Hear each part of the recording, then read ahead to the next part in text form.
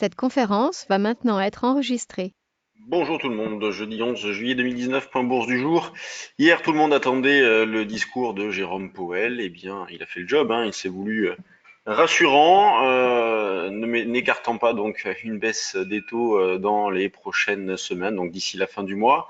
Mais les marchés n'ayant pas d'indication très claire sont légèrement revenus en arrière. Alors c'est pas bien méchant, hein, on est passé de 5600 à 5565, 70, quasiment les extrêmes de la zone dans laquelle on évolue depuis plusieurs jours. Donc eh bien pas de changement en ce qui nous concerne hein, dans la stratégie. On cherche à acheter sur des replis. Alors hier, on a pu le faire dans cette zone de 55-60. Moi je vous disais que j'avais acheté à 58,5, que je visais 72, donc j'ai pu faire l'écart à ce moment-là. On a pu jouer le double appui ici pour se refixer cette zone de 70-75, donc deux petits écarts d'une quinzaine de points environ, bah, c'est toujours bon à prendre. Derrière, bah, c'était plus compliqué hein, puisque c'était donc Powell qui s'occupait du reste, le retracement du soir qui nous a permis d'acheter encore et donc le rebond de ce matin qui nous a permis de sortir. Et vous savez tout sur ce qu'on a fait à peu près ces dernières heures. Donc 65-70 zone d'achat pour ce matin, pour recommencer la séance. Donc dans l'idée de viser 90. Sur le DAX, c'est la zone des 350-60. Alors on avait proposé 365 hier à l'achat. Niveau, on est passé un petit peu en dessous et on a eu un rebond hein, pour vendre dans de bonnes conditions. Donc on prend les mêmes et on recommence sur le DAX également. Sur l'euro-dollar, reprise technique, donc l'audition de Powell a été l'occasion hein, pour l'eurodoll de rebondir.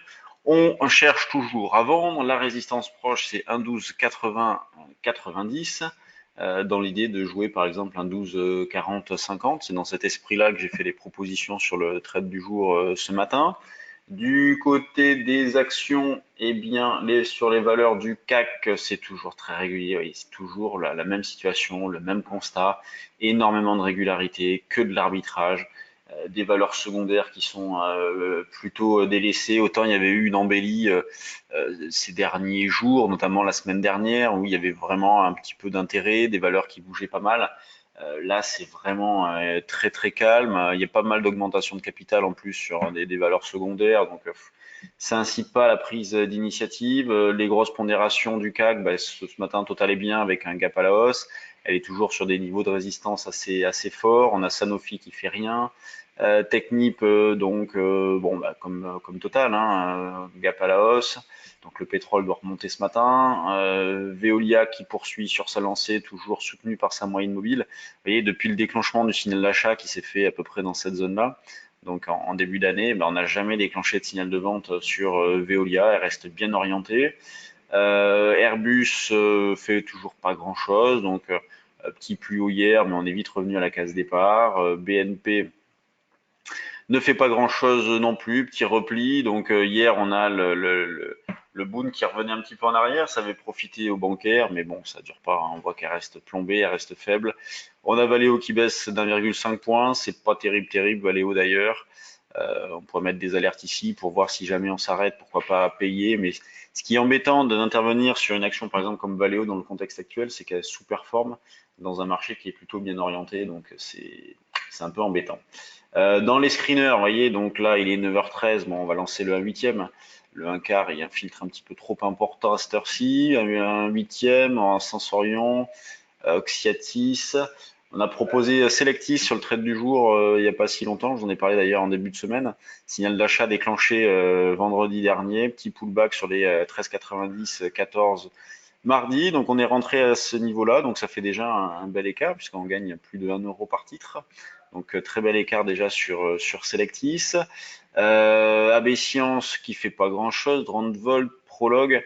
Alors Prologue, on l'a mis sous surveillance. Si jamais on franchit cette zone-là, pourquoi pas déclencher une impulsion haussière.